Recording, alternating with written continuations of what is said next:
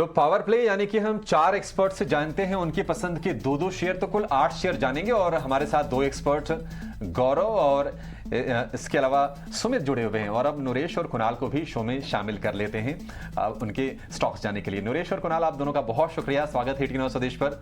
कुणाल, शुरुआत आपसे करना चाहेंगे, बताइए आज क्या है आपकी लिस्ट में, कहां पर कन्विक्शन है? तो 2 बाय कॉल यहाँ पे सजेस्ट करूंगा। पहला इनफैक्ट रहेगा L&T इन्फोटेक माइंडट्री पे, बिकॉज मेरा मानना है कि स्टॉक ने आर्ली चार्ट्स पे एक कंफर्मेशन दिया है ब्रेकआउट का, तो मैं एंटिसिपेट करूंगा यहाँ से turn around. So risk reward काफ़ी फेवरेबल रहेगा। सजेस्ट करूंगा बाय के लिए 4300 का टारगेट, स्टॉप लॉस 4140 का। और सेकंड है डीवी स्लैब पे, जो अपने 200 डीएमए के आसपास ट्रेड कर रहा है। बट मेरा मानना है कि स्टॉक ने बहुत अच्छी रिकवरी लास्ट वीक दिखाई थी, करेक्शन भी देके रिस्क रिवॉर्ड वापस फेवरेबल हो चुका है डीवी स्लैब में भी। तो यहाँ पे भी बाय कॉल इनिशिएट करूंगा। 3330 का टारगेट रख सकता है और 3180 का स्टॉप लॉस। ओके, तो 2 बाय रिकमेंडेशंस कुणाल की तरफ से। पर नरेश, अब आपके पास आना चाहेंगे, समझेंगे कि कौन से स्टॉक्स आपके रेडार पे हैं। तो सबसे पहले बाय रहेगा भारतीय एयरटेल पर, जहां पे एक शॉर्ट टर्म ब्रेकआउट हो रहा है। शॉर्ट टर्म चार्ट्स पर 775 एक ब्रेकआउट पॉइंट है, उसके करीब है। स्टॉप लॉस होगा 765, टारगेट होगा 800 का। दूसरा बाय है एक्सिस बैंक पर, जहां पे ब्रेकआउट हो चुका है 875 के ऊपर।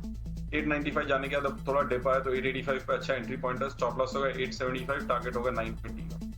ठीक है, तो आज फिर से एक बैंक पर भरोसा, एक्सिस बैंक 920 के टारगेट के लिए आपको खरीदना है। 875 रुपए का स्टॉप लॉस आपके लिए इस शेयर में। और इसके अलावा तेजी की घंटी बज रही है भारतीय एयरटेल में, उसको भी खरीदने की सलाह है। और इसके लिए जो टारगेट है वो है 800 रुपए का, सीधा 765 रुपए के स्टॉप लॉस के साथ। तो जो रिस्क और रिवॉर्ड का जो रेशियो है वो बहुत ही बढ़िया है इस शेयर में। आपके पास आएंगे सुमित, आपके लिस्ट में कौन से शेयर हैं आखिरी के घंटे के लिए, अगर हम स्पेसिफिकली आपसे पूछें तो? देखिए, जो पहला ट्रेड रहेगा वो रहेगा हेवल्स पे। देखिए, हेवल्स का जो ओपनिंग वीक रहा था, लेकिन पहले कैंडल का लो अभी तक ब्रेक नहीं हुआ और काफी अच्छा एक पुल बैक आया हुआ है। और अब अगर लोअर टाइम फ्रेम पे आप देखेंगे, काफी अच्छा एक ट्रेंड लाइन ब्रेकआउट आया हुआ है। तो मैं यहाँ पे बाय की रिकमेंड दूंगा। 1216 1216 करंट मार्केट प्राइस है। 1202 यहाँ पे स्टॉप लॉस रहेगा।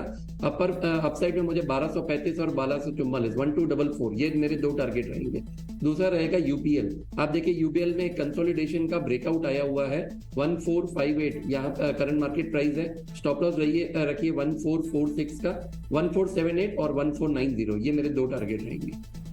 ओके, तो यूपीएल जहाँ पे आज गिरावट का शिकार हो रहा है, वहाँ पे एक कॉल आती हुई, और हैवल्स नतीजों से पहले, कल हैं जो कंपनी के नतीजे, उससे पहले जो है उसके आपके उस पे बाय रिकमेंडेशंस आती हुई। सुमित, एक बार फिर से आप यूपीएल के लेवल्स बता देंगे, कौन से ध्यान में रखने हैं? आप कह रहे हैं यहाँ पे ब्रेकआउट आया हुआ है पर स्टॉक नीचे है, कैसे देख रहे हैं आप इसे?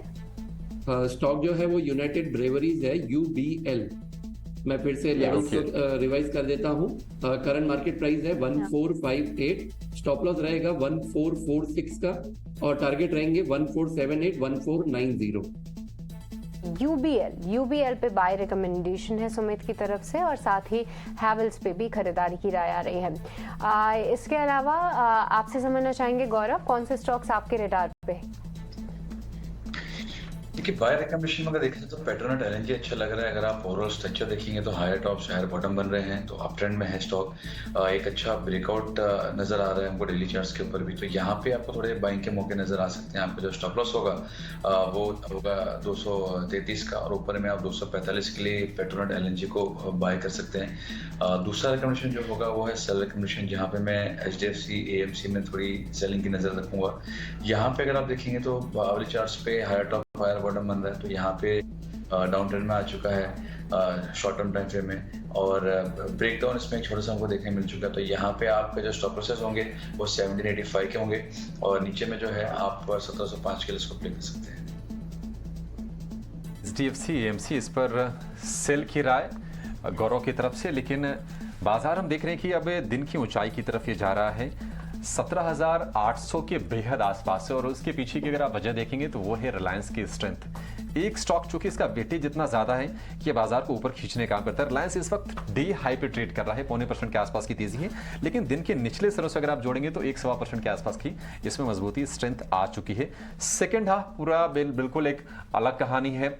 2350 रुपए से अब ये 2376-77 रुपए पर ये ट्रेड कर रहा है डी हाई पर। कुणाल, ये तेजी बढ़ेगी, स्ट्रेंथ आपको लगता है 2400 की तरफ जा रहा है शेयर? जी हाँ, आई थिंक बिकॉज काफ़ी सारे जो इवेंट्स होते हैं वो आउट हो चुके हैं रिलायंस इंडस्ट्रीज़ के लिए, result specifically is out of the way, तो उस लिहाज से मुझे ऐसा लग रहा है कि स्टॉक स्टेबल हो सकता है। और सबसे इंपॉर्टेंट बात है कि 2300 का जो मेजर ब्रेकआउट पॉइंट था उसको हमने सस्टेन किया है।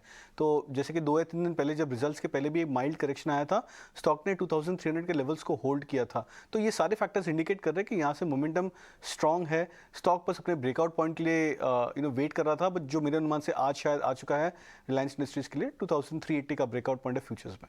ओके, तो रिलायंस इंडस्ट्रीज ऑलमोस्ट 1% की तेजी यहाँ पे दिखा रहा है और शायद वो जो ब्रेकआउट का वेट कर रहे थे ट्रेडर्स वो यहाँ पे आता हुआ दिख रहा है रिलायंस इंडस्ट्रीज पे।